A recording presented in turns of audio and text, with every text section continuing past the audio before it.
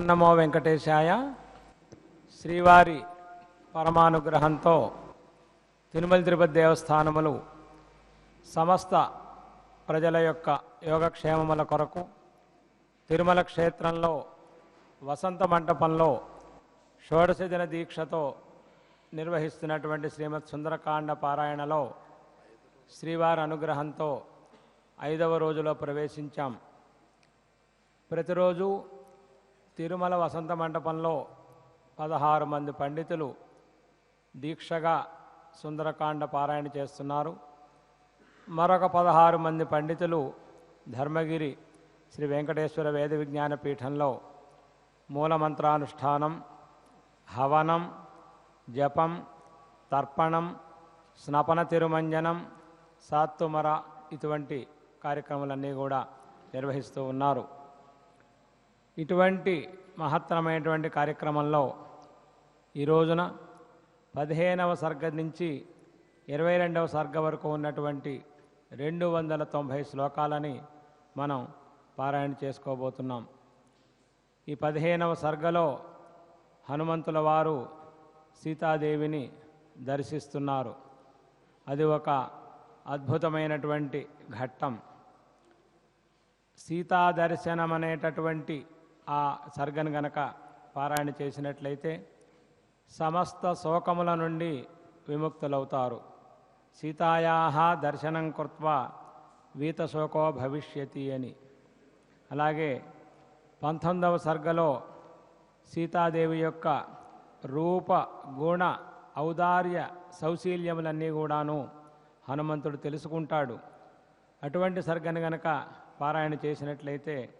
సాక్షాత్తు బ్రహ్మజ్ఞానం కలుగుతుంది అని ఫలశ్రుతి ద్వారా మనకు తెలుస్తూ ఉన్నది. అలాగే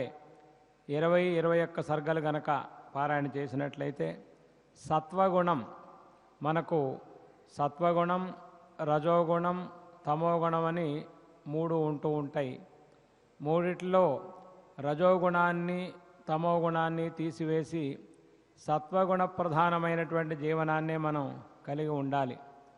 ఈ సత్వగుణాన్ని ఎదుర్కోవటానికి రజోగుణం తమోగుణం ఎప్పుడూ కూడా ముందుకు వస్తూ ఉంటాయి. ఆ రజోగుణ తమోగుణాల్ని ఎల్లప్పుడూ కూడా మనం నిర్జించి నిరంతరం సత్వగుణంతోనే ఉండాలి. అంటే మనం ఆహారాన్ని స్వీకరించినా, ఒక మాట మాట్లాడినా, ఒక ఆలోచన చేసినా, ఒక పని చేసినా అది సాత్వికంగానే ఉండాలి. అప్పుడే అది సత్ఫలితాన్ని ఇస్తుంది. అది రజోగుణంతోనో తమోగుణంతోనో ఉన్నట్లయితే అది రాజసము తామసమై మనకు అజ్ఞానాన్ని కలిగిస్తుంది. తద్వారా మనం దుఃఖాన్ని పొందుతాం. అలా కాకుండా నిరతిశయమైనటువంటి ఆనందాన్ని సుఖాన్ని పొందాలి అంటే మనం సత్వగుణం ప్రధానంగా ఉండాలి. అటువంటి సత్వగుణం అభివృద్ధి చెందాలి అంటే ఈ 20-21 సర్గలు సుందరకాండలోని సర్గలు కనుక పారాయణ చేసినట్లయితే సత్వగుణం మనకు అభివృద్ధి చెందుతుంది. అటువంటి ఫలితాలని మనం అందరం కూడా పొందాలి. ఈ విధంగా 15వ సర్గలో ఆ వనశోభంతా కూడా, అశోక వనశోభంతా కూడా పరిశీలించినటువంటి ఆ హనుమంతుల వారు అమ్మవారిని చూశారు, సంతోషించారు. ఇప్పుడు కదా నేను నా యొక్క కార్యక్రమం సార్థకమైంది అని ఆనందించారు. ఆ అమ్మవారి యొక్క శీల సౌందర్యములన్నీ కూడాను ప్రశంసించారు. ఎంతో కష్టదశలో ఉన్నప్పటికీ కూడాను అమ్మవారి యొక్క పాతివ్రత్యం ఎంతో గొప్పగా ఉన్నది అని ఆంజనేయ స్వామి వారు ప్రసన్న మనస్కులైనారు. ఇంతట్లోకి రావణాసురుడు ఇంకా తెల్లవారలేదు, పరివారంతో అమ్మవారిని చూడటానికి అశోకవనానికి వస్తూ ఉన్నాడు. ఆ హనుమంతుల వారు ఆ రావణుని కూడా చూచారు. రావణుడు సీతాదేవి దగ్గరికి వచ్చి ప్రలోభ పెట్టేటటువంటి ఏవో అవాకులు చవాకులు అని అంటాం, అటువంటి మాటలన్నీ కూడాను మాట్లాడటం మొదలుపెట్టాడు. సీతాదేవి రావణాసురుడికి హితవు పలుకుతోంది. రాముడి యొక్క గొప్పతనం తెలుసుకుంటే ఇప్పటికైనా బాగుపడతావు రావణ అని సీతాదేవి ధైర్యంగా చెప్తూ ఉన్నది. ఇదంతా పెడచెవిని పెడుతూ రావణాసురుడు అంటున్నాడు, దుష్ట స్వభావం కలవాడు, రాక్షస స్వభావం కలవాడు కనుక ఇంకా నీకు 2 మాసాలే సమయం ఇస్తున్నాను అనే విధంగా ప్రలోభ పెడుతూ ఉన్నాడు. ఇటువంటి వృత్తాంతాలతో కూడినటువంటి ఈ శ్రీమద్ రామాయణ అంతర్గత సుందరకాండ పారాయణ ఈ రోజున మనం నిర్వహించుకుని శ్రీవారి అనుగ్రహం ద్వారా ప్రపంచ ప్రజలందరూ యోగక్షేమాలతో వర్ధిల్లాలి అని మరొక్కసారి ప్రార్థన చేద్దాం. ఓం నమో వెంకటేశాయ. హనుమత్ సీతా లక్ష్మణ భరత శత్రుఘ్న పరివార సమేత శ్రీరామచంద్ర పరబ్రహ్మణే నమః. గురుర్బ్రహ్మ గురుర్విష్ణుః గురుర్దేవో మహేశ్వరః గురుః సాక్షాత్ పరం బ్రహ్మ తస్మై శ్రీ గురవే నమః. శ్రీవేంకటాచలాధీశం శ్రియాధ్యాసితవక్షసం శ్రితచేతనమందారం శ్రీనివాసమహం భజే. అథ సంకల్పః శ్రీమదాదివరాహక్షేత్రే విరాజమానస్య అఖిలాండకోటిబ్రహ్మాండనాయకస్య శ్రీపద్మావతీజానేః భగవతః శ్రీవేంకటేశ్వరస్వామినः సన్నిధౌ ధర్మవిగ్రహస్య శ్రీరామచంద్రప్రభోः పాదసేవకస్య హనుమతః ప్రసాదేన అస్మిన్ భువనే అతిశీఘ్రమేవ సమస్త దుష్ప్రభావకారక సర్వరోగోపశాంత్యర్థం సర్వేషాం ఆస్తిక మహాజనానాం సర్వవిధ సుస్థిరతా సిద్ధ్యర్థం భారతదేశస్య విద్యా విత్త వ్యాపార దేశరక్షణాదిరంగేషు సర్వతోముఖాభివృద్ధి ద్వారా శ్రీరామరాజ్యస్య పునర్వ్యవస్థాపనార్థం అస్మిన్ దేశే శత్రుబాధానివృత్త్యర్థం సర్వజనేషు సౌమనస్య సాదరభావనా సిద్ధ్యర్థం సనాతనధర్మాభిధానస్య హైందవధర్మస్య పరిరక్షణార్థం భారతవర్షస్య అభివృద్ధౌ నిమగ్నానాం సర్వేషాం స్వకుటుంబానాం ఆయురారోగ్యైశ్వర్య సద్బుద్ధీత్యాది సర్వశుభఫలప్రాప్త్యర్థం సకల సత్కార్యసిద్ధ్యర్థం గోహింసా నివృత్తిపూర్వక గోసంరక్షణార్థం చ శ్రీరామచంద్ర రూపాంతరస్య శ్రీమద్వేంకటేశ్వర పరబ్రహ్మణః శ్రీమదాంజనేయస్య చ పరిపూర్ణ అనుగ్రహ సిద్ధ్యర్థం పంచమ దినే శ్రీమద్వాల్మీకి రామాయణాంతర్గత సుందరకాండే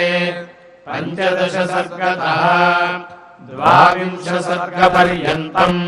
శ్లోకపారాయణం అన్యోన్య సాహాయ్యేన ఆచార్యముఖేన కరిష్యామహే. శ్రీరామ ప్రార్థనా. రామాయ రామభద్రాయ రామచంద్రాయ వేధసే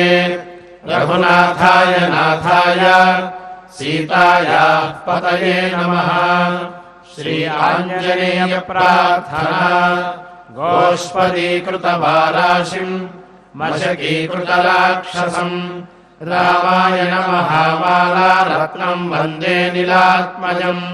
శ్రీ వాల్మీకి ప్రార్థనా. కూజంతం రామ రామేతి మధురం మధురాక్షరం ఆరుహ్య కవితాశాఖాం వందే వాల్మీకి కోకిలం. శ్రీ హనుమతే నమః.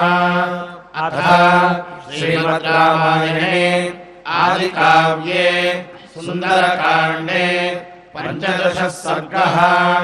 రామభద్రమహేశ్వాస రఘువీర నృపోత్తమ భోగశాస్యాంతకాస్మాకం రక్షాం దేహి శ్రియం చ తే. సవీక్షమాణస్తత్రస్థః మార్గమాణశ్చ మైథిలీం అవేక్షమాణశ్చ మహీం సర్వాన్ తావన్వవైక్షత. సవీక్షమాణస్తత్రస్థః మార్గమాణశ్చ మైథిలీం అవేక్షమాణశ్చ మహీం సర్వాన్ తావన్వవైక్షత. सन्तानकलताभिश्च पादपैरुपशोभिताम् दिव्यगन्धरसोपेताम् सर्वतः समलङ्कृताम् ताम् सनन्दनसङ्काशाम् मृगपक्षिभिरावृताम् हर्म्यप्रासादसंवादाम् कोकिलाकुलनिस्वनाम् काञ्चनोत्पलपद्माभिः वापीभिरुपशोभिताम् बह्वासनकुतोपेताम् बहुभूमिगृहायिताम् सर्वर्तुकुसुमैरम्याम् फलवद्भिश्च पादपैः पुष्पितानामशोकानाम् श्रिया सूर्योदयप्रभाम् प्रदीप्तामिव तत्रस्थः मारुतिः समुदैक्षत निष्पत्रशाखाम् विहगैः क्रियमाणामिवासकृत् विनिष्पतिभिः शतशः चित्रैः पुष्पावतंसकैः आमूलपुष्पनिचितैः अशोकैः शोकनाशनैः पुष्पभारातिभारैश्च स्पृशद्भिरिव मेदिनीम् कर्णिकारैः कुसुमितैः किंशुकैश्च सुपुष्पितैः सदेशप्रभया तेषाम् प्रदीप्त इव सर्वतः पुन्नागाः सप्तपर्णाश्च चम्पकोद्दालकास्तथा विवृद्धमूला बहवः शोभन्ते स्म सुपुष्पिताः शातकुम्भनिभाः केचित् केचिदग्निशिखोपमाः नीलाञ्जननिभाः केचित् तत्राशोकाः सहस्रशः नन्दनम् विविधोद्यानम् चित्रम् चैत्ररथम् यथा अतिवृत्तमिवाचिन्त्यम् दिव्यम् रम्यम् श्रियापुरम् द्वितीयमिव चाकाशम् पुष्पज्योतिर्गणायुतम् पुष्परत्नशतैश्चित्रम्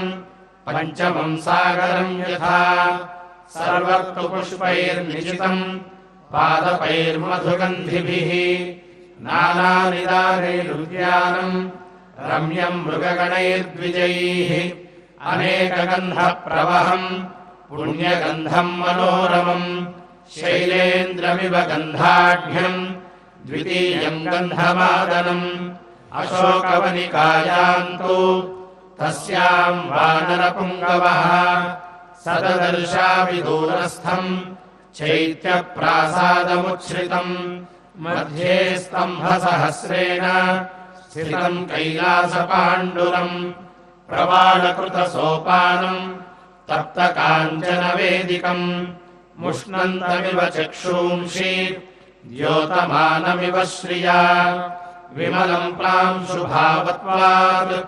उल्लिखन्तमिवाम्बरम् ततो मलिनसंवीताम् राक्षसीभिः समावृताम् उपवासकृशाम् दीनाम् निःश्वसन्तीम् पुनः पुनः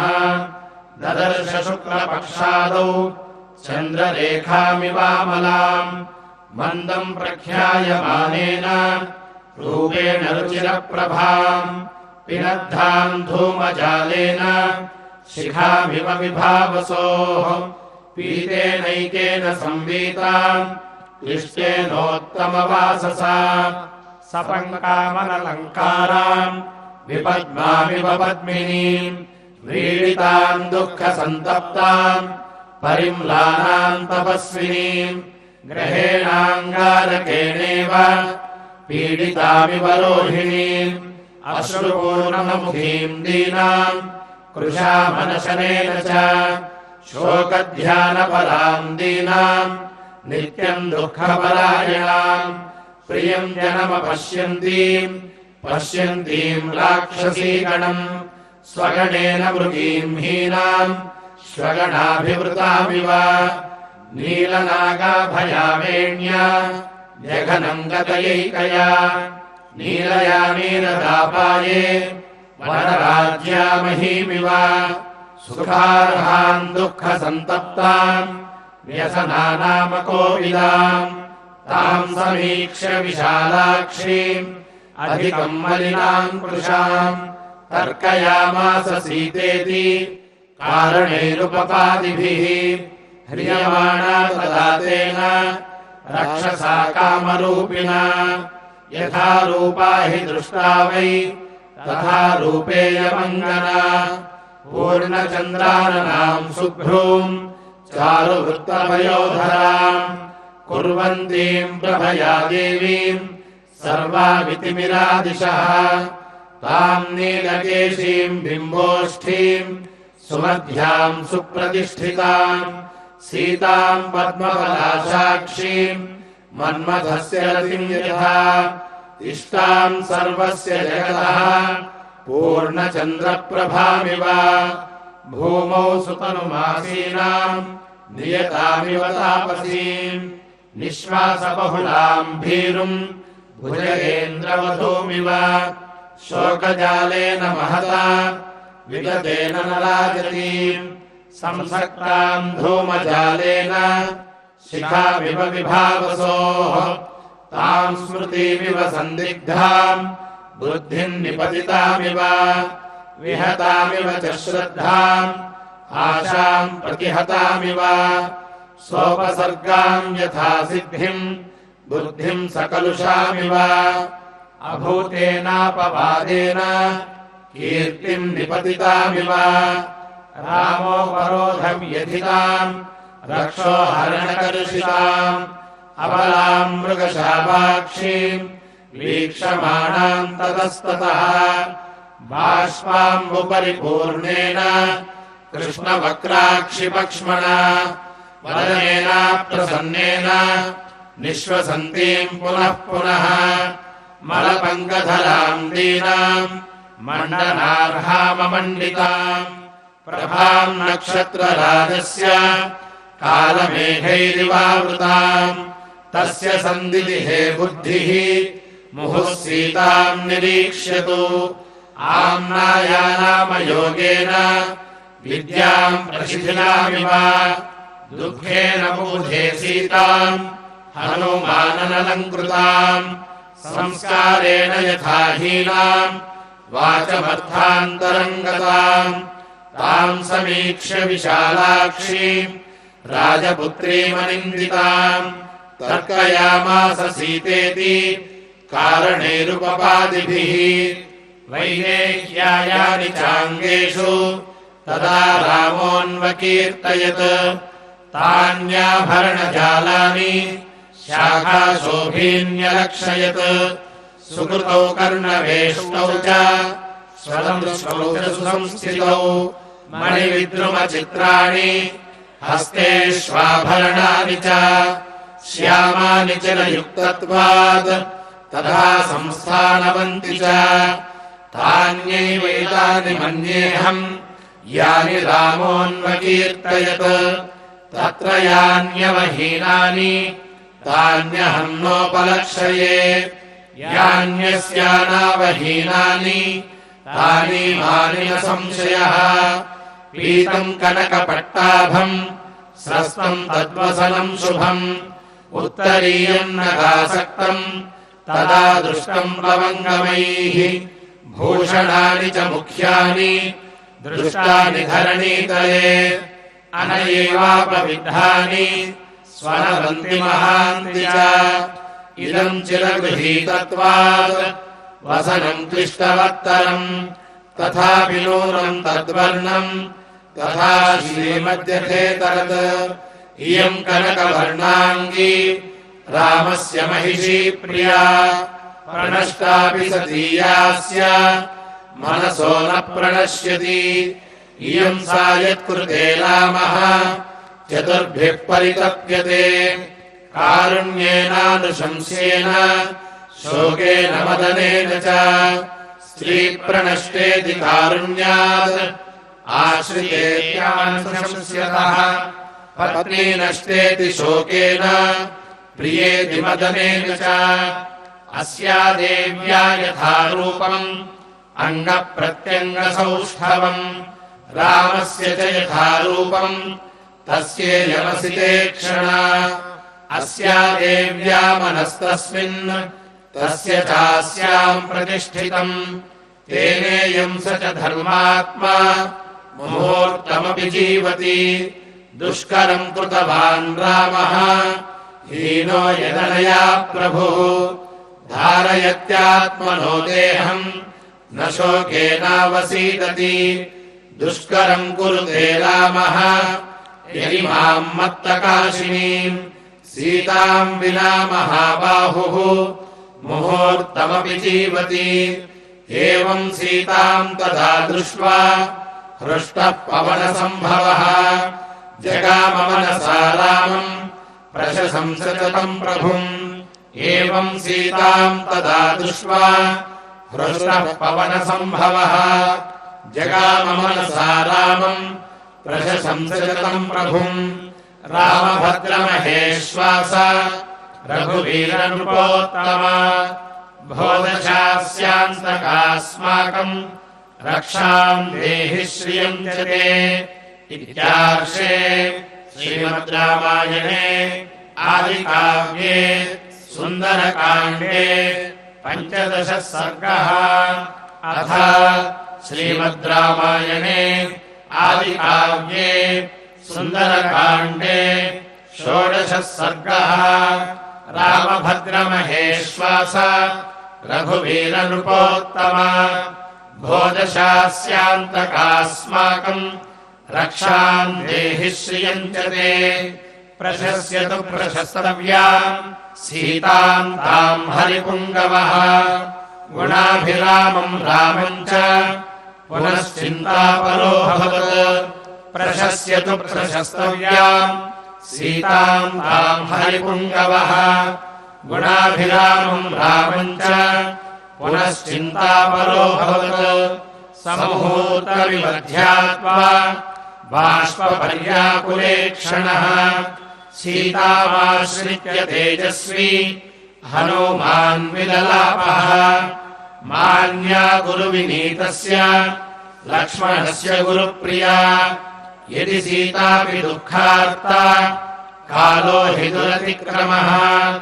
रामस्य व्यवसायज्ञ लक्ष्मणस्य च धीमतः नात्यर्थम् शुभ्यते देवी गङ्गेव जलदागमे तुल्यशीलवयोवृत्ताम् तुल्याभिजनलक्षणाम्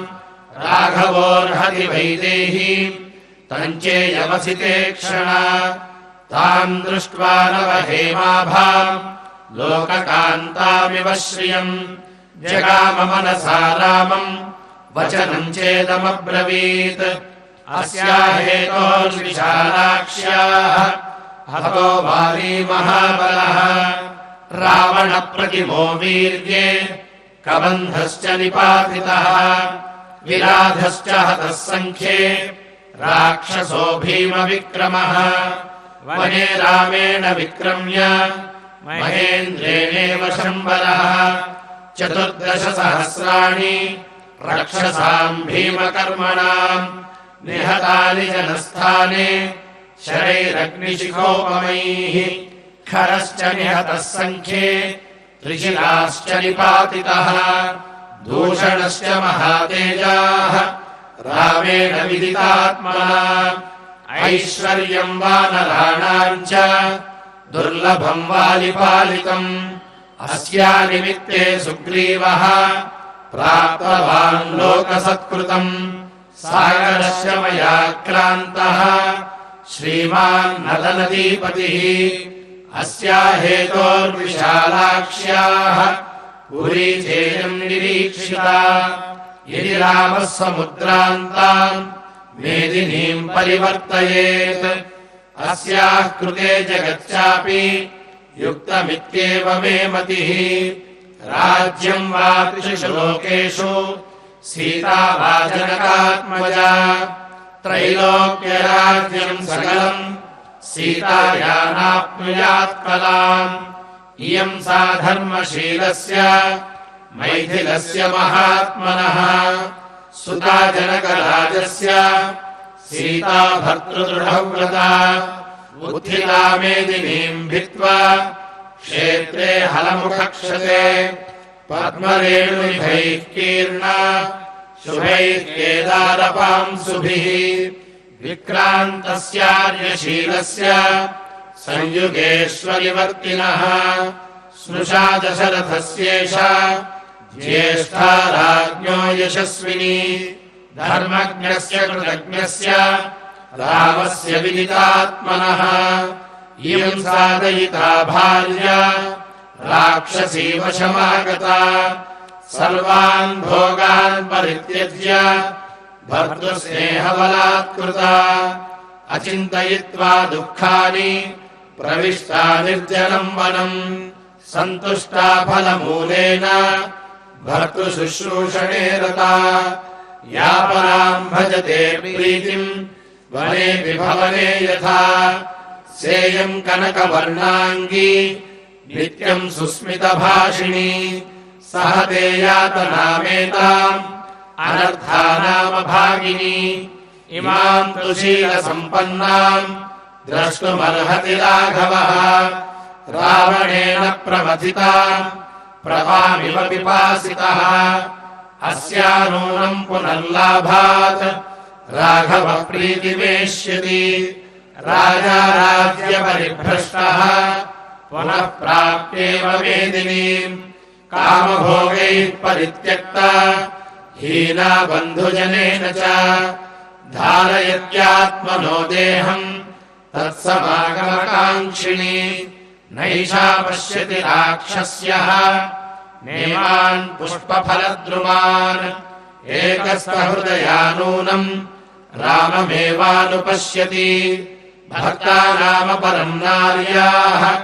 भूषणम् भूषणादपि एषा तुलहिता तेन भूषणार्हा न शोभते दुष्करम् कुरुते रामः हीनो यदनया प्रभुः धारयत्यात्मनो देहम् न दुःखेनावसीदति इमामसितकेशान्ताम् शतपत्रनिभेक्षणाम् सुखार्हाम् दुःखिताम् दृष्ट्वा ममापि व्यथितम् मनः क्षितिक्षमा पुष्करसन्निभाक्षी या रक्षिता राघवलक्ष्मणाभ्याम् सा राक्षसीभिर्विकृते क्षणाभिः संरक्ष्यते सम्प्रति वृक्षमूले हिमहरणीवनष्टशोभा व्यसनपरम्परया निपीड्यमाना सहचररहितेव चक्रवाणी जनकसुता कृपणाम् दशाम् प्रपन्ना अस्या हि पुष्पावनताग्रशाखाः शोकम् दृढम् वै जनयन्ति शोकाः हिमव्यपायेन च मन्दरश्मिः अभ्युत्थितो नैकसहस्ररश्मिः इत्येवमर्थम् कविरन्ववेक्ष्य सीतेयमित्येव विनिष्टबुद्धिः संसृत्य तस्मिन्निशसादवृक्षे बलिहरिणामृषभस्तरस्वी इत्येवमर्थम् कविरन्ववेक्ष्य सीतेयमित्येव निविष्टबुद्धिः संसृत्य तस्मिन्निशसादवृक्षे बलिहरिणामृषभस्तरस्वी रामभद्रमहेश्वास रघुवीरनृपोत्तमा भोदशास्यान्तकास्माकम् रक्षाम् देहि श्रियम् च ते इत्यार्षे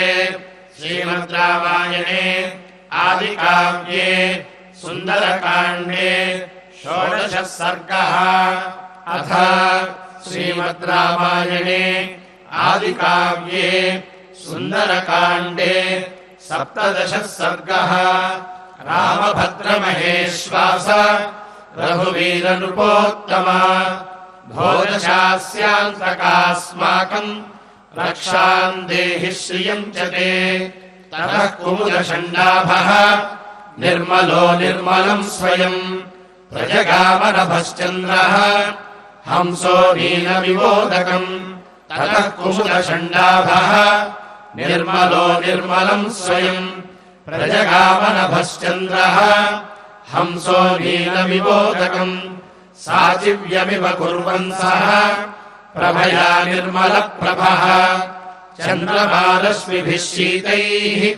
सिषेवे पवनात्मजम् सददर्श ततः सीताम् पूर्णचन्द्रनिभाननाम् शोकभारैर्मन्यस्ताम् भारेर्नाममिवाम्भसि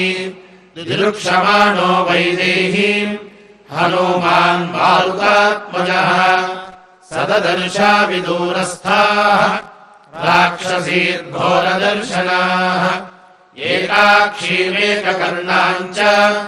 कर्णप्रावरणाम् तथा अकर्णाम् शङ्कुकर्णाम् च मस्तकोच्छ्वासनासिकाम् अतिकायोत्तमाङ्गीम् च तनुदीर्घशिरोधराम् ध्वस्तकेशीम् तथा केशीम् केशकम्बलधारिणीम् लम्बकर्णललाटाम् च लम्बोदरपयोधराम् लम्बोष्ठीम् चुबुकोष्ठीम् च लम्बास्याम् लम्बजानुकाम् ह्रस्वदीर्घाम् तथा कुब्जाम् विकटाम् वामनाम् तथा कराळाम् भुग्नवक्त्राम् च पिङ्गाक्षीम् विकृतादनाम् विकृताः पिङ्गळाः काळीः क्रोधनाः कलहप्रियाः कालायसमहाशूलकूटमुद्गरधारिणीः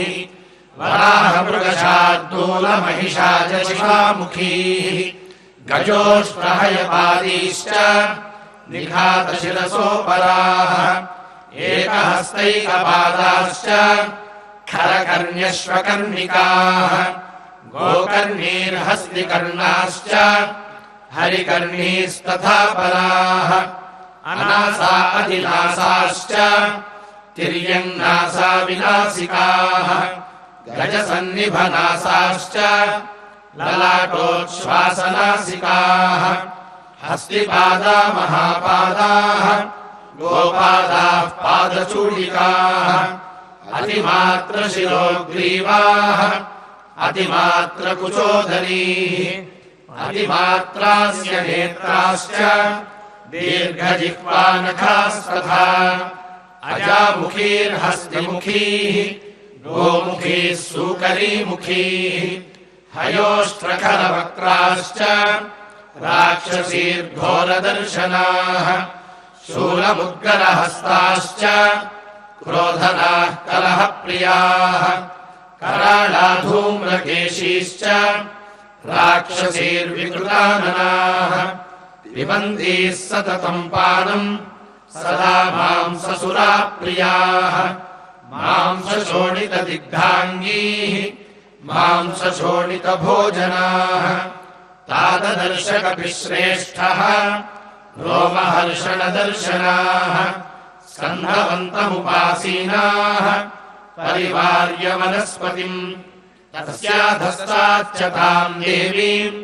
राजपुत्रीमनिन्दिताम् लक्षयामास लक्ष्मीवान् हनूमान् जनकात्मजाम् निष्प्रभाम् शोकसन्तप्ताम् मलसङ्कुलमूर्धजाम् क्षीणपुण्याम् च्युताम् भूमौ ताराम् निपतितामिव चारित्रव्यपदेशाढ्याम् भर्तृदर्शनदुर्गताम् भूषणैरुत्तमैर्हीनाम् भर्तृवात्सल्यभूषणाम् राक्षसाधिपसंवृद्धाम् बन्धुभिश्च विनाकृताम् वियूधाम् सिंहसंवृद्धाम् बद्धाम् गजवधूमिव चन्द्ररेखाम् पयोदान्ते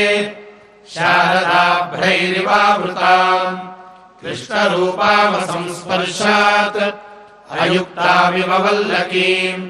सीताम् भर्तृवशे युक्ताम् अयुक्ताम् राक्षसीवशे अशोकवनिका मध्ये शोकसागरमाप्लुताम् ताभिः परिवृताम् तत्र सग्रहामिव रोहिणीम् ददर्श हनुमान् देवीम् लताम् कुसुमितामिव सामलेन च दिग्धाङ्गी वपुषा चाप्यलङ्कृता मृणालीपङ्कदिग्धेव विभाति न विभाति च मलिनेन तु वस्त्रेण परिक्लिष्टेन भामिनीम् संवृताम् मृगशावाक्षीम् ददर्श हनुमान् कपिः ताम् देवीम् दीनवदनाम् अलीलाम् भर्तृतेजसा रक्षिताम् स्वेन शीलेन सीतामसितलोचनाम् ताम् दृष्ट्वा हनुमान् सीताम् मृगशावनिभेक्षणाम् मृगकन्यामिव त्रस्ताम् वीक्षमाणाम् समन्ततः दहन्तीमिव निःश्वासैः वृक्षान् पल्लवधारिणः सङ्घातमिव शोकानाम् दुःखस्योर्मिमिवोत्थिताम् ताम् क्षमाम् सुविभक्ताङ्गीम् विनाभरणशोभिनीम् प्रहर्षमतुलम् लेभे मारुतिः प्रेक्ष्य मैथिलीम् हर्षजानि च सोऽश्रूणि ताम् दृष्ट्वा मदिलेक्षणाम् मुमोच हनुमांस्तत्र नमश्चक्रे च राघवम् नमस्कृत्वा स रामाय लक्ष्मणाय च वीर्यवान् सीतादर्शनसंहृष्टः हनुमान् संवृतोऽभवत् नमस्कृत्वा स रामाय लक्ष्मणाय च वीर्यवान् सीतादर्शनसंहृष्टः हनुमान् संवृतोऽभवत् रामभद्रमहेश्वास रघुवीरनृपोत्तमा भोजशास्यान्तकास्माकम् रक्षाम् देहि श्रियम् च ते इत्यार्षे श्रीमद् रामायणे आदिकाव्ये सुन्दरकाण्डे 17 सर्गः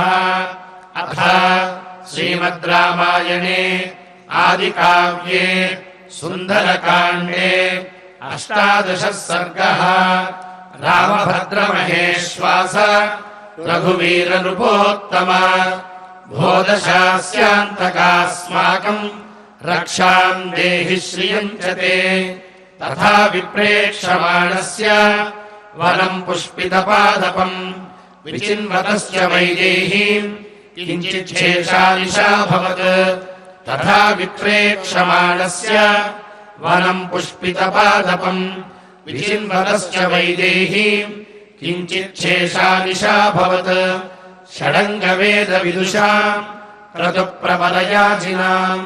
शुश्रावब्रह्मघोषांश्च विलात्ये ब्रह्मरक्षसाम् अथ मङ्गलवादित्रैः शब्दैः श्रोत्रमनोहरैः प्राबुध्यत महाबाहुः दशग्रीवो महाबलः विबुध्यतु यथा कालम् राक्षसेन्द्रः प्रतापवान् स्रस्तमाल्याम्बरधरः वैदेहीमन्वचिन्तयत्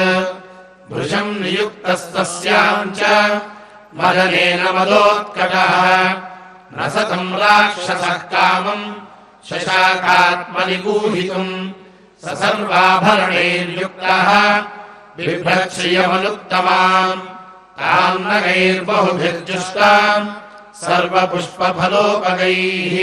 वृताम् पुष्करिणीभिश्च नानापुष्पोपशोभिताम् सदा मदैश्च विहगैः विचित्राम् परमाद्भुताम् ईहामृगैश्च विविधैः जुष्टाम् दृष्टिमनोहरैः वीथीः सम्प्रेक्षमाणश्च मणिकाञ्चनतोरणाः नानामृगगणाकीर्णाम् फलैः प्रपतितैर्वृताम् अशोकवनिकामेव प्राविशत्सन्ततद्रुमाम् अङ्गनाशकमात्रम् तु तम् व्रजन्तमनुव्रजत् महेन्द्रमिव पौलस्त्यम् देवगन्धर्वयोषितः दीपिकाः काञ्चनीः काश्चित् जगुस्तत्र योषितः बालव्यजनहस्ताश्च तालवृन्तानि चापराः काञ्चनैरविभृङ्गारैः जह्रुः सलिलमग्रतः मण्डलाग्रान्वृसीम् चैव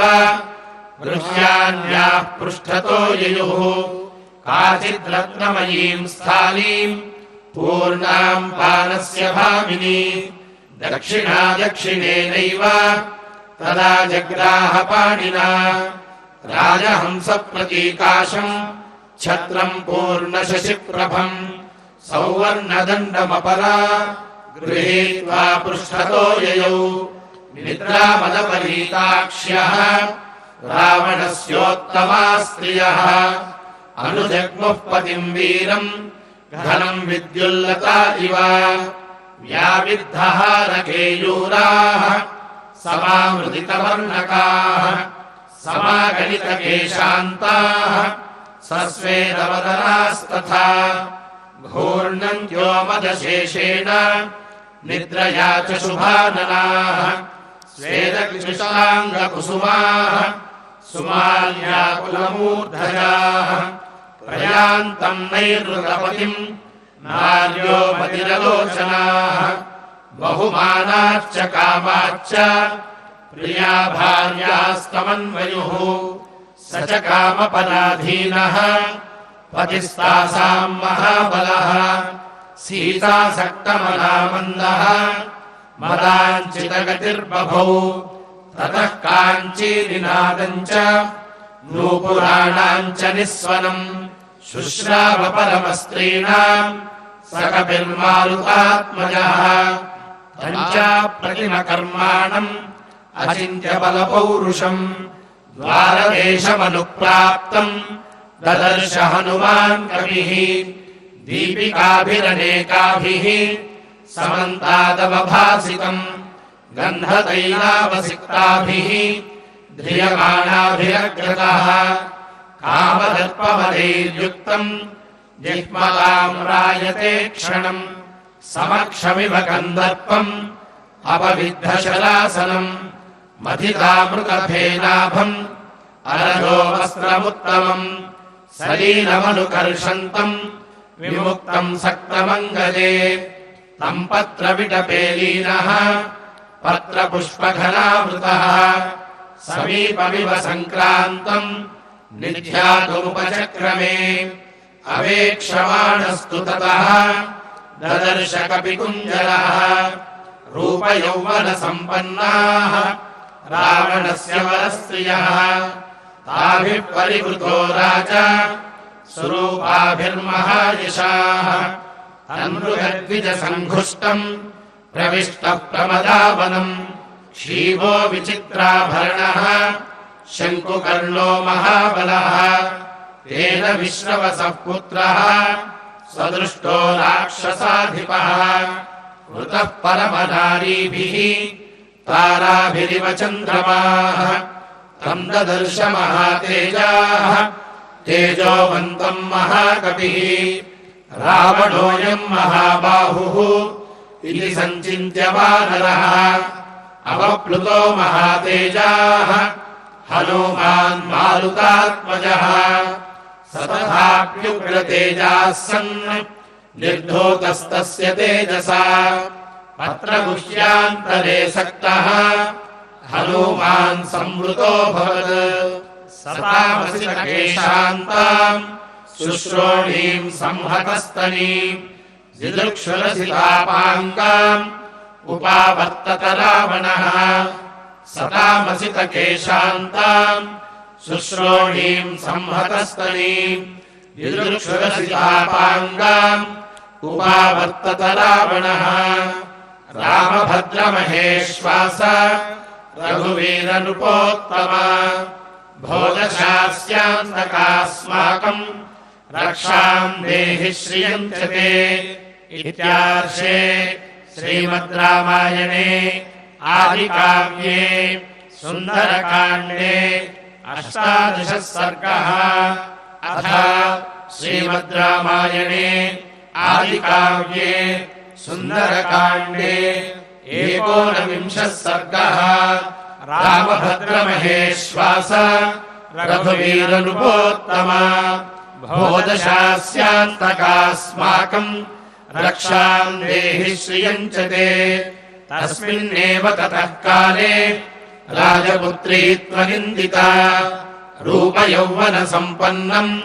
भूषणोत्तमभूषितम् तस्मिन्नेव ततः काले राजपुत्री त्वनिन्दिता रूपयौवनसम्पन्नम् भूषणोत्तमभूषितम् ततो दृष्ट्वैव वैदेही रावणम् राक्षसाधिपम् प्रावेपतवरारोह प्रवाते कदली यथा आच्छाद्योदरमूरुभ्याम् बाहुभ्याम् च पयोधरौ उपविष्टा विशालाक्षी रुदन्ती वरवर्णिनी दशग्रीवस्तु वैदेहीम् रक्षिताम् राक्षसी गणैः ददर्शसीताम् दुःखार्ताम् नावम् सन्नामिवार्णवे असंवृतायामासीनाम् धरण्याम् संशितव्रताम् छिन्नाम् प्रपतिताम् भूमौ शाखामिव वनस्पतेः मलमण्डलचित्राङ्गीम् मण्डलार्हाममण्डिताम् मृणालीपङ्कदिग्धेव विभाति न विभाति च समीपम् राजसिंहस्य रामस्य विदितात्मनः सङ्कल्पहयसंयुक्तैः यान्तीमिव मनोरथैः शुष्यन्तीम् मृगतीमेकाम् ध्यानशोकपरायणाम् दुःखस्यान्तमपश्यन्तीम् रामाम् राममनुव्रताम् वेष्टमानाम् तथा विष्टाम् पन्नगेन्द्रवधूमिव धूप्यमानाम् ग्रहेणेव रोहिणीम् धूमकेतुना वृत्तशीलकुले जाताम् आचारवति धार्मिके पुनः संस्कारमापन्नाम् जातामिव चतुष्कुले अभूतेनापवादेन कीर्तिम् निपतितामिव आम्नायानामयोगेन विद्याम् प्रशिथिलामिव सन्नामिव महाकीर्तिम् श्रद्धामिव विमानिताम् पूजामिव परीक्षीणाम् आशाम् प्रतिहतामिव आयतीमिव विध्वस्ताम् आज्ञाम् प्रतिहतामिव दीप्तामिव दिशङ्काले पूजामपहृतामिव पद्मिनीमिव विध्वस्ताम् हतशूराम् चमूमिव प्रभामिव तमोध्वस्ताम् उपक्षीणामिवापगाम् वेदीमिव पलामृष्टाम् शान्तामग्निशिखामिव पौर्णमासीमिव निशाम् राहुग्रस्तेन्दुमण्डलाम् उत्कृष्टपर्णकमलाम् वित्रासितविहङ्गमाम् हस्तिहस्तपरामृष्टाम् आकुलाम् पद्मिनीमिव पतिशोकातुराम् शुष्काम् नदीम् विस्रावितामिव परयामृजया हीनाम् कृष्णपक्षनिशामिव सुकुमारीम् सुजाताङ्गीम् रत्नगर्भगृहोचिताम् तप्यमानामिवोष्णेन मृणालीमचिरोद्धृताम् गृहीतामालिताम् स्तम्भे योधपेन विना कृताम् निःश्वसन्तीम् सुदुःखार्ताम् गजराजवधूमिव एकया दीर्घया वेण्या शोभमानामयत्नतः नीलया नीलतापाये वनराज्यामहीमिव उपवासेन शोकेन ध्यानेन च भयेन च परीक्षीणाम् कृशाम् दीनाम् अल्पाहाराम् तपोधनाम् आयाचमानाम् दुःखार्ताम् प्राञ्जलिम् देवतामिव भावेन रघुमुख्यस्य दशग्रीवपराभवम् समीक्षमाणाम् मृदतीव निन्दिताम् सुपक्ष्मताम् रायतशुक्ललोचनाम् अनुव्रताम् राममतीव मैथिलीम् प्रलोभयामास वधाय रावणः समीक्षमाणाम् मृदतीव निन्दिताम् सुपक्ष्मताम् रायतशुक्ललोचनाम् अनुव्रताम् राममतीव मैथिलीम् प्रलोभयामास वधाय रावणः रामभद्रमहेश्वास रघुवीरनृपोत्तम भोजशास्यान्तकास्माकम् रक्षाम् देहि श्रियम् च ते इत्यार्षे श्रीमद् रामायणे आदिकाव्ये सुन्दरकाण्डे 19 सर्गः अथ श्रीमद् रामायणे आदिकाव्ये सुन्दरकाण्डे 20 सर्गः रामभद्रमहेश्वास रघुवीरनृपोत्तम भोजशास्यान्तकास्माकम् रक्षाम् देहि श्रियम् च ते सताम् पतिव्रताम् दीनाम् निरानन्दाम् तपस्विनीम् साकारैर्मधुरैर्वाक्यैः न्यदर्शयत रावणः सताम् पतिव्रताम् दीनाम् निरानन्दाम् तपस्विनीम् साकारैर्मधुरैर्वाक्यैः न्यदर्शयत रावणः माम् दृष्ट्वा नागनासोरु गुहमानास्तनोदरम् अदर्शनमिवात्मानम् भयान्नेतुम् त्वमिच्छसि कामये त्वाम् विशालाक्षि बहुमन्यस्व माम् प्रिये सर्वाङ्गगुणसम्पन्ने सर्वलोकमनोहरे नेह केचिन्मनुष्या वा राक्षसाः कामरूपिणः व्यपसर्पतु ते सीते भयम् मत्तः समुत्थितम् स्वधर्मो रक्षसाम् भीरु सर्वथैव न संशयः गमनम् वा परस्त्रीणाम् हरणम् सम्प्रमथ्य वा एवम् चैतदकामान्तु न त्वाम् स्पृक्ष्यामि मैथिली कामम् कामः शरीरे मे यथा कामम् प्रवर्तताम्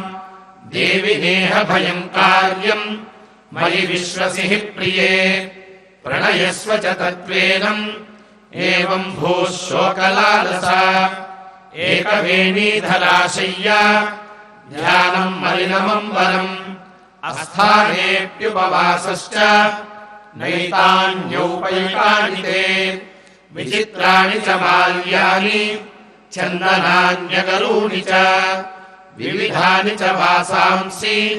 दिव्यान्याभरणानि च महार्हाणि च पानानि शयनान्यासनानि च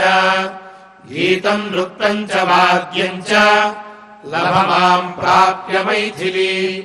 श्रीरत्नवसिमैवम्भूः कुरु गात्रेषु भूषणम् माम् प्राप्य हि कथम् नु स्याः त्वमनघासु विग्रहे इदम् ते चारु सञ्जातम् यौवनम् यदि वर्तते यदतीतम् पुनर्नैति श्रोतः शीघ्रमपामि वा त्वाम् कृत्वोपरतो मन्ये रूपकर्ता स विश्वसृक् न हि रूपोपमा त्वन्या तवास्ति शुभदर्शने त्वाम् समासाद्य वैदेही रूपयौवनशालिनीम् कः पुमानति वर्तेत साक्षादपि पितामहः यद्यत् पश्यामि ते गात्रम् सीताम् सुसदृशानने तस्मिन् पृथुश्रोणी चक्षुर्मम निबध्यते भव मैथिली भार्या मे मोहमेनम् विसर्जय बह्वीनामुत्तमस्त्रीणाम् आहृतानामितस्ततः सर्वासामेव भद्रन्ते ममाग्रमहिषी भव लोकेभ्यो यानि रत्नानि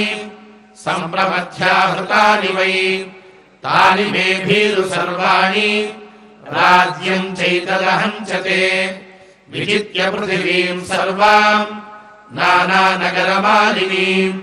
जनकाय प्रदास्यामि तव हेतोर्विलासिनी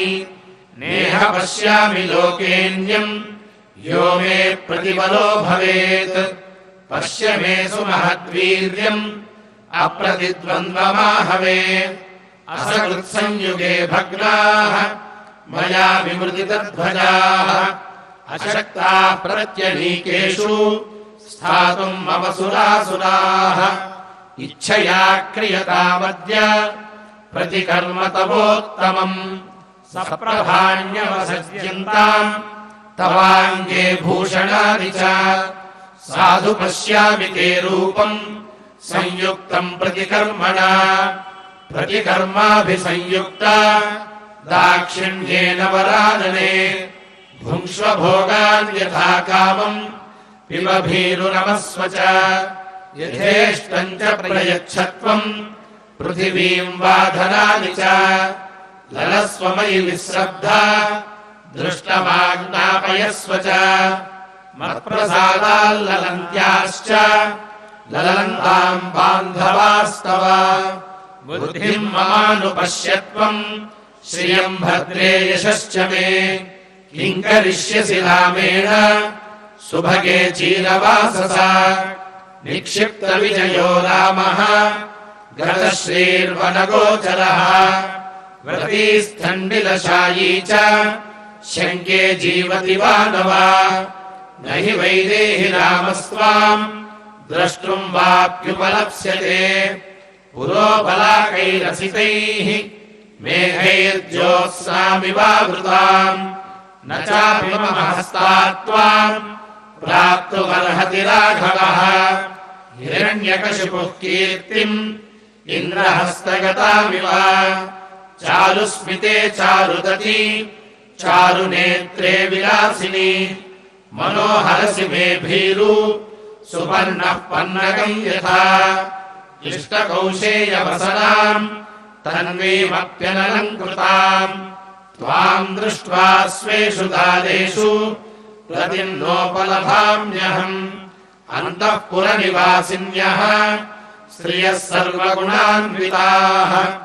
यावन्त्यो मम सर्वासाम् ऐश्वर्यम् कुरु जानकी मम ह्यसितकेशान्ते त्रैलोक्यप्रवरा स्त्रियः तास्त्वाम् परिचरिष्यन्ति श्रियमप्सरसो यथा यायिवैश्रवणे शुभ्रू रत्नानि च धनानि च तानि लोकांश्च शुश्रोणि माम् च भुङ्क्ष्व यथा सुखम्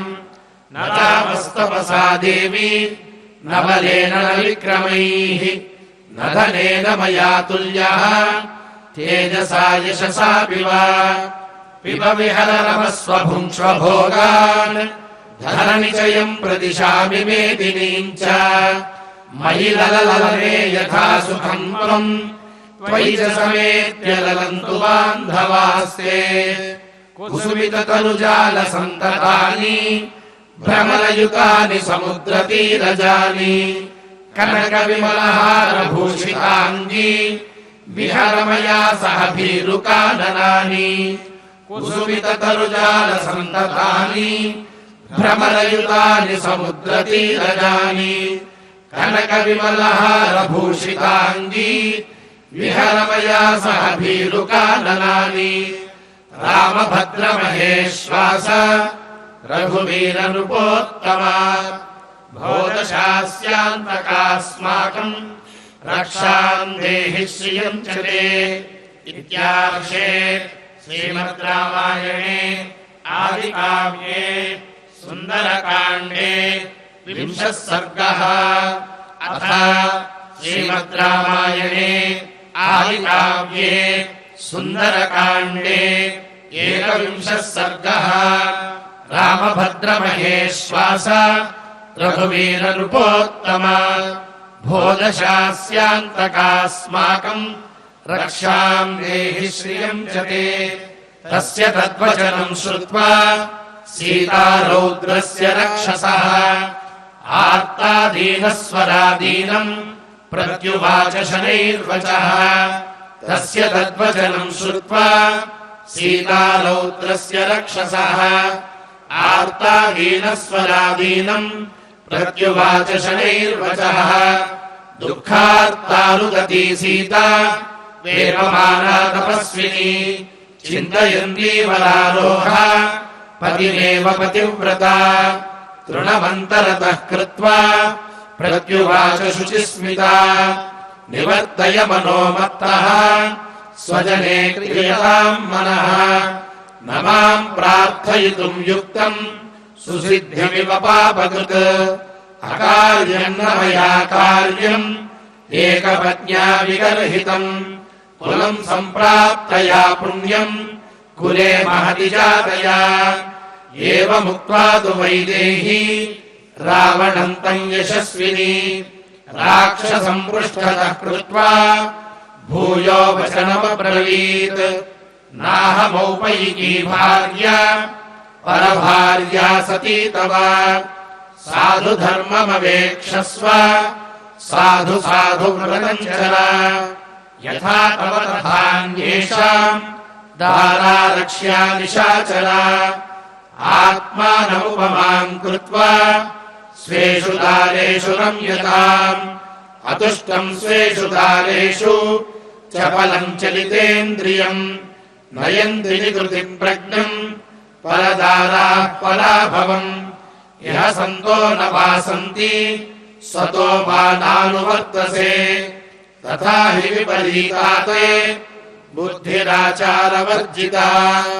वचो मिथ्या प्रणीतात्मा पथ्यमुक्तं विचक्षणैः राक्षसानामभावाय त्वं वा न प्रतिपद्यसे अकृतात्मानमासाद्य राजानमनये रतम् समृद्धानि विनश्यन्ति राष्ट्राणि नगराणि च तथेयं त्वां समासाद्य लङ्कारत्नौघसङ्कुला अपराधात्तवैकस्य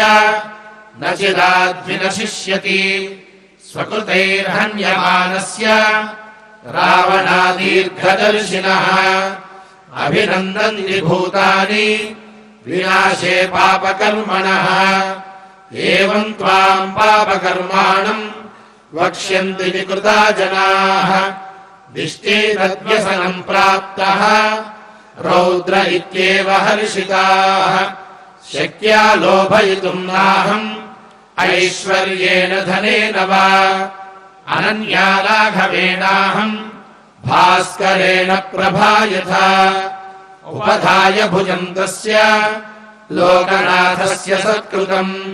कथं नामोपधास्यामि भुजमन्यस्य कस्यचित् अहमौपैकी भार्या तस्यैव वसुधापतेः व्रतस्नातस्य धीरस्य विद्येव विदितात्मनः साधु रावण रामेण मां समानय दुःखिताम् वने वासितया सार्धम् करेण्वेव गजाधिपम् मित्रमौपैकं कर्तुम् रामस्थानं परीप्सता वधं चानिच्छता घोरम् त्वयासौ पुरुषर्षभः विदितः स हि धर्मज्ञः शरणागतवत्सलः तेन मैत्री भवतु ते यदि जीवितुमिच्छसि प्रसादयस्व त्वं चैनं शरणागतवत्सलम् मां चास्मै प्रयतो भूत्वा निर्यातयितुमर्हसि एवं हि ते भवेत् स्वस्ति सम्प्रदाय रघूत्तमे अन्यथा त्वं हि कुर्वाणः वधं प्राप्स्यसि रावण वर्जयेद्वज्रमुत्सृष्टम् वर्जयेदन्तकश्चिलम् तद्विधं तदसंक्रुद्धः लोकनाथः स राघवः रामस्य धनुषः शब्दम् श्रोष्यसि त्वं महास्वनम् शतक्रतुविसृष्टस्य निर्घोषमशनेरिव इह शीघ्रं सुपर्वाणः ज्वलितास्या इवोरगाः इषवो निपतिष्यन्ति रामलक्ष्मणलक्षणाः रक्षांसि परिनिघ्नन्तः पुर्यामस्यां समन्ततः असम्पातं करिष्यन्ति पतन्तः कङ्कवाससः राक्षसेन्द्रमहासर्पान् स रामगरुडो महान् उद्धरिष्यति वेगेन वैनतेय इवोरगान् अपनेष्यति मां भर्ता त्वत्तः शीघ्रमरिन्दमः असुरेभ्यः श्रियं दीप्ताम् विष्णुस्त्रिभिर्विक्रमैः जनस्थाने हतस्थाने निहते रक्षसां बले अशक्तेन त्वया रक्षः कृतमेतदसाधु वै आश्रमं तु तयोः शून्यम् प्रविश्य नरसिंहयोः गोचरं गतयोर्भ्रात्रोः अपनीता त्वया धमा न हि गन्धमुपाघ्राय रामलक्ष्मणयोस्त्वया शक्यं सन्दर्शने स्थातुं शुनाशार्दूलयोरिव तस्य ते विग्रहे ताभ्याम् युगग्रहणमस्थिरम् वृतशेन्द्रबाहुभ्याम् बाहोरेकस्य निग्रहः क्षिप्रम् तव सनाथो मे रामः सौमित्रिणा सह तोयमल्पमिवादित्यः प्राणानादास्यते शरैः गिरिम् कुबेरस्य गतोपधाय वा सभाम् गतो वा वरुणस्य राज्ञः असंशयम् दाशरथेन मोक्ष्यसे महाद्रुमः कालहतोषणेव गिरिम् कुबेरस्य गतोपधाय वा सभाम् गतो वा वरुणस्य राज्ञः असंशयम् दाशरथेन मोक्ष्यसे महाद्रुमः कालहतोषणेरिव रामभद्रमहेश्वास रघुवीरनृपोत्तम भोदशास्यान्तकास्माकम् रक्षाम् देहि श्रियम् च ते इत्यार्षे श्रीमद् रामायणे आदिकाव्ये सुन्दरकाण्डे एकविंशः सर्गः अथ श्रीमद् रामायणे आदिकाव्ये सुन्दरकाण्डे 22 सर्गः रामभद्रमहेश्वास रघुवीरनृपोत्तम भोदशास्यान्तकास्माकम् रक्षाम् देहि श्रियम् च ते सीताया वचनम् श्रुत्वा परुषम् राक्षसाधिपः प्रत्युवाच ततः सीताम् विप्रियम् प्रियदर्शनाम् सीताया वचनम् श्रुत्वा परुषम् राक्षसाधिपः प्रत्युवाच ततः सीताम् विप्रियम् प्रियदर्शनाम् यथा यथा सान्त्वयिता वश्य स्त्रीणाम् तथा तथा यथा यथा प्रियम् वक्ता परिभूतस्तथा तथा सन्नियच्छति मे क्रोधम् त्वयि कामः समुत्थितः द्रवतो मार्गमासाद्य हयानिव सुसारथिः वामः कामो मनुष्याणाम् यस्मिन् किल निबध्यते जने तस्मिन् स्वनुक्रोशः स्नेहश्च किल जायते एतस्मात् कारणान्न त्वाम् घातयामि वरानने वधार्हामवनानार्हाम् मिथ्या प्रव्रजितेन ताम् परुषाणीह वाक्यानि यानि यानि ब्रवीषि माम् तेषु तेषु वधो युक्तः तव मैथिलिदारुणः एवमुक्त्वा तु वैदेहीम् रावणो राक्षसाधिपः क्रोधसम्रम्भसंयुक्तः सीतामुत्तरमब्रवीत् द्वौ मासौ रक्षितव्यौ मे यो वधिस्ते मया कृतः ततः शयनमारोह मम त्वम् वरवर्णिनि ऊर्ध्वम् द्वाभ्याम् त्वमासाभ्याम् भर्तारम् मामनिच्छतीम् मम त्वाम् प्रातराशार्थम् आरभन्ते महानसे ताम् तर्ज्यमाणाम् सम्प्रेक्ष्य राक्षसेन्द्रेण जानकीम् देवगन्धर्वकन्यास्ताः विषेदुर्विकृते क्षणाः ओष्ठप्रहारैरपराः वक्रनेत्रैस्तथा पराः सीतामाश्वासयामासुः तर्जिताम् तेन रक्षसा ताभिराश्वासिता सीता रावणम् राक्षसाधिपम् उवाचात्महितम् वाक्यम् वृत्तशौण्डील्यगर्वितम् नूनम् न ते जनः कश्चित् अस्ति निःश्रेयसे स्थितः निवारयति यो न त्वाम् कर्मणोऽस्माद्विगर्हितात् माम् हि धर्मात्मनः पत्नीम् शचीमिव शचीपतेः तदन्यस्त्रिषु लोकेषु प्रार्थयेन्मनसापि कः राक्षसाधमरामस्य भार्याममिततेजसः उक्तवानसि यच्छापम् वगतस्तस्य मोक्ष्यसे यथा दृप्तश्च मातङ्गः शशश्च सहितो वने तथा द्विरदवद्रामः त्वं नीच शशवत् स्मृतः सत्त्वमिक्ष्वाकुनाथं वै क्षिपन्निह न लज्जसे चक्षुषोर्विषयम् तस्य न तावदुपगच्छसि इमे ते नयने क्रूरे विरूपे कृष्णपिङ्गले क्षितौ न पतिते कस्मात् मामनार्यनिरीक्षतः तस्य धर्मात्मनः पत्नीम् स्नुषाम् दशरथस्य च कथं याहरतो मान्ते न जिह्वाव्यवशीर्यते असन्देशात्तु रामस्य तपसश्चानुपालनात् न त्वाम् कुर्मि दशग्रीव भस्म भस्मार्हतेजसा नापहर्तुमहम् शक्य तस्य रामस्य धीमतः विधिस्तव वधार्थाय विहितो नात्र संशयः शूरेण धनदभ्राता बलैः समुदितेन च अपोह्य रामम् कस्माद्धि दारचौर्यम् त्वया कृतम् सीताया वचनम् श्रुत्वा रावणो राक्षसाधिपः विवृत्य नयने क्रूरे जानकीमन्ववैक्षत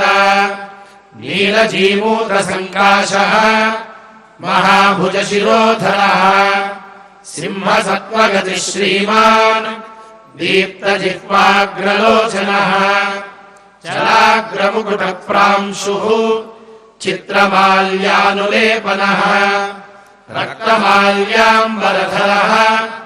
तप्ताङ्गदविभूषणः श्रोणीसूत्रेण महता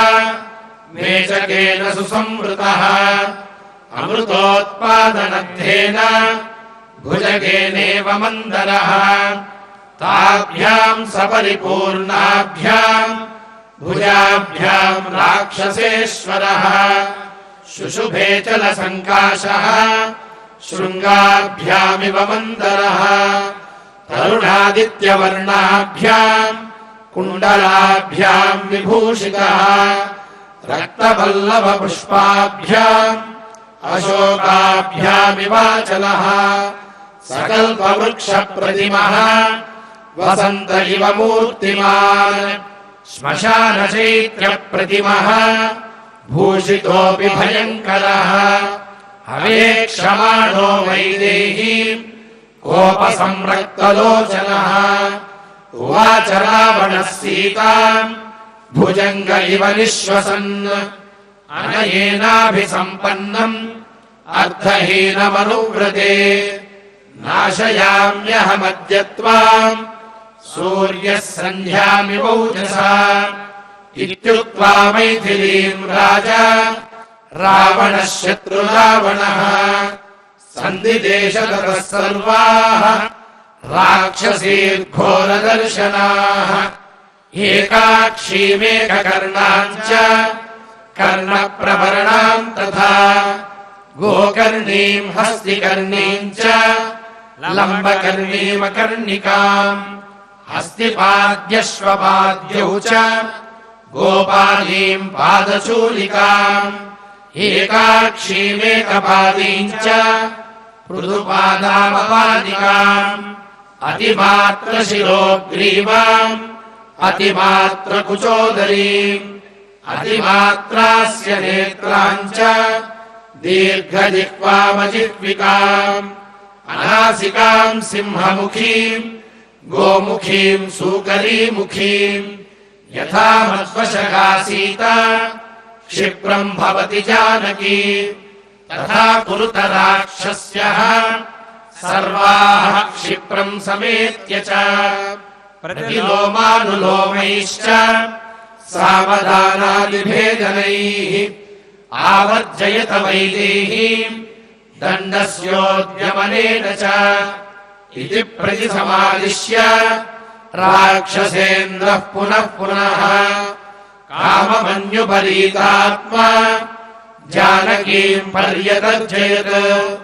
उपगम्य ततः क्षिप्रम् राक्षसी धान्यमालिनी परिष्वज्य दशग्रीवम् इदम् वचनमब्रवीत् मया क्रीड महाराज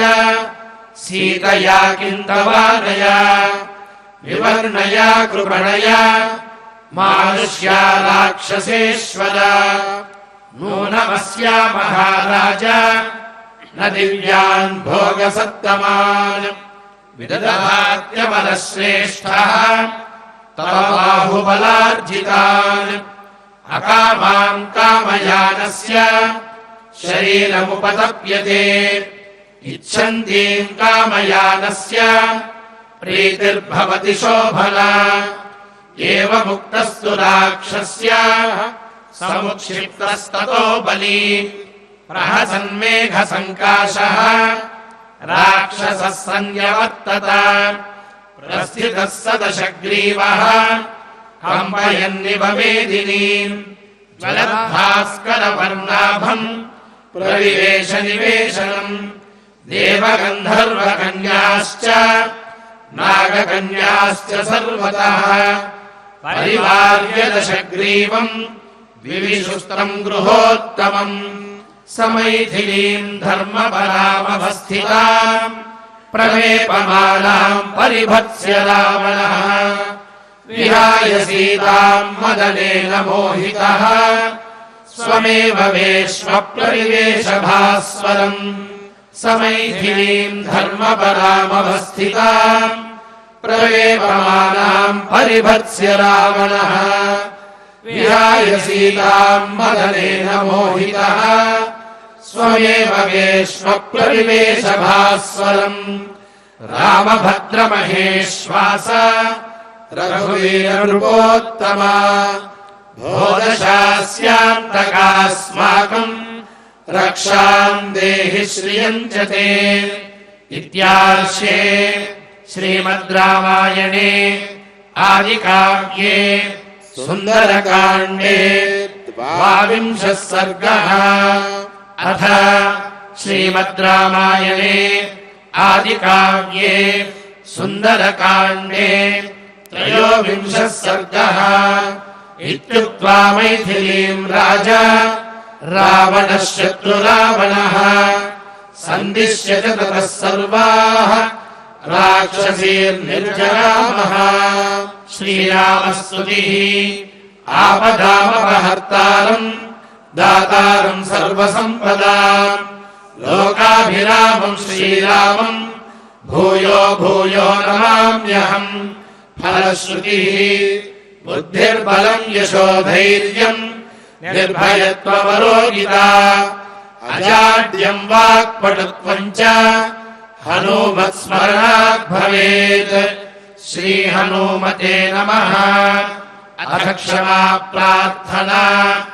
यदक्षरपदभ्रष्टम् मात्राहीनम् च यद्भवेत् तत्सर्वम् क्षम्यताम् देव नारायण नमोऽस्तु ते। अथ भगवत्समर्पणम्। कायेन वाचा मनसेन्द्रियैर्वा बुद्ध्यात्मना वा प्रकृते स्वभावात् करोमि यद्यत् सकलम् परस्मै नारायणायेति समर्पयामि। अथ मङ्गलम् श्रियः कान्ताय कल्याणनिधये निधयेऽर्थिनाम् श्रीवेङ्कटनिवासाय श्रीनिवासाय मङ्गलम्। శ్రీవారి అనుగ్రహంతో ఈరోజు పారాయణ పరిపూర్ణం చేసుకోబోతున్నాం. అమ్మవారు ఎలా ఉంది అన్నప్పుడు ఒక మాట చెప్తారు, ఆమ్నాయానా మయోగేన విద్యాం ప్రసిద్ధిలామివా అని. విద్యార్థులకి ఇది చాలా ముఖ్యమైనటువంటి సందేశం. చదువుని అశ్రద్ధ చేయకూడదు. ఎప్పుడో సంవత్సరాంతంలో పరీక్షలు వస్తాయి కదా, అప్పుడు చదువుకుందాము అనేటటువంటి ఆలోచన చేయకూడదు. నిరంతరము ఆమ్నాయం చేస్తూ ఉండాలి. అలా చేయకపోతే విద్య పాడైపోతుంది. అలా పాడైపోయినటువంటి విద్య ఎలా ఉందో అమ్మవారు అలా ఉంది అని ఒక మాట వర్ణిస్తారు. అంటే దీంట్లో సందేశం ఏమిటి అంటే, విద్యార్థులైన వాళ్ళు నిరంతరం అధ్యయనం చేస్తూ ఉండాలి. ప్రతిదినము ఒక ప్రణాళిక వేసుకుని తమ అధ్యయనాన్ని పెంపొందించుకోవాలి అనే విషయాన్ని వాల్మీకి మహర్షి ఈ సర్గ ద్వారా మనకు అందించారు. అలాగే సీతా అమ్మవారు ఒక మాట అంటుంది, రావణుడు ఎంతో ప్రలోభ పెడితే ఏమనుకుంటున్నావు రావణ, అసందేశాత్తు రామస్య తపసశ్చానుపాలనాతు నత్వాంకుర్మి దశగ్రీవ భస్మ భస్మార్హ తేజస. ఓ రావణ, నిన్ను భస్మం చేయటం ఒక క్షణంలో నాకు చేతనైనటువంటి పని. కానీ రామచంద్రమూర్తి యొక్క సందేశం లేదు. అలాగే నా యొక్క తపశ్శక్తిని వ్యర్థం చేసుకోదలుచుకోవట్లేదు నీలాంటి దుష్టుల మీద ప్రయోగించి. ఎంతో ఒక గొప్ప పతివ్రత లక్షణం, ఒక తపోమూర్తి యొక్క లక్షణం. సీతాదేవి పతివ్రతలలో అగ్రగణ్యురాలు. అటువంటి పాతివ్రత్యం యొక్క మహిమ వల్ల ఆవిడ చెప్పింది, ఒక క్షణమయ్యా రావణ నిన్ను భస్మం చేయటానికి. కానీ భార్య ఏ పని చేయాలన్నా భర్త యొక్క సందేశం ఉండాలి. అసందేశాత్తు రామస్య, రాముడు గనక సందేశం ఇచ్చినట్టయితే క్షణంలో నిన్ను భస్మం చేసేస్తాను. అంతేకాదు నిన్ను భస్మం చేయాలి అంటే కొంత నా యొక్క తపశ్శక్తిని ఖర్చు పెట్టాలి. అది కూడా నీలాంటి దుష్టుల కోసం, అంటే మనం మంచి వాళ్ళ కోసం మంచి పనులు చేయాలి. దుష్టులని అధర్మాన్ని ప్రోత్సహించకూడదనేటటువంటి విషయాన్ని కూడా ఇక్కడ మనకు సందేశంలో వాల్మీకి మహర్షి అందిస్తున్నారు. ఇటువంటి ఎన్నో గొప్పదైనటువంటి వర్ణనలతో కూడినటువంటి శ్లోకములన్నీ కూడా ఈరోజు మనం శ్రీవారికి ప్రీతికరంగా పారాయణ చేసుకున్నాం. ఇప్పుడు శ్రీవారికి మంగళ నీరాజనాన్ని సమర్పించి ఈనాటి కార్యక్రమాన్ని పరిపూర్ణం చేసుకుందాం. ఓం నమో వెంకటేశాయ.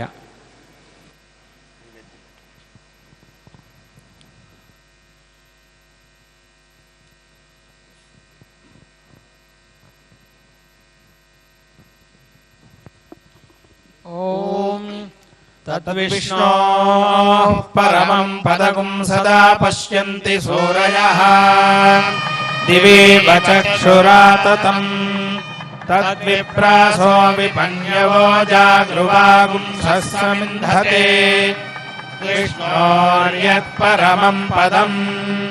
శ్రియః కాంతాయ కళ్యాణ నిధయే నిధయేర్థినాం శ్రీవేంకటనివాసాయ శ్రీనివాసాయ మంగళం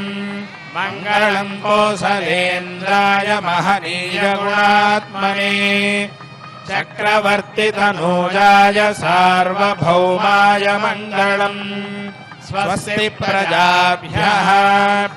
పరిపాలయంతాం న్యాయేన మార్గేణ మహీం మహిషాః గోబ్రాహ్మణేభ్యః శుభమస్తు నిత్యం లోకాः సమస్తాः సుఖినో భవంతు కాలే వర్షతు పర్జన్యః పృథివీ సస్యశాలినీ దేశోऽयं క్షోభరహితः బ్రాహ్మణాः సంతు నిర్భయాः అపుత్రాः పుత్రిణः సంతు పుత్రిణः సంతు పౌత్రిణः అధనాः సధనాः సంతు జీవంతు శరదాం శతం. ఏడుకొండలవాడ వెంకటరమణ గోవింద గోవింద గోవింద గోవింద గోవింద గోవింద. జై శ్రీరామ్ జై శ్రీరామ్ జై శ్రీరామ్ జై శ్రీరామ్ జై జై శ్రీరామ్ జై జై శ్రీరామ్.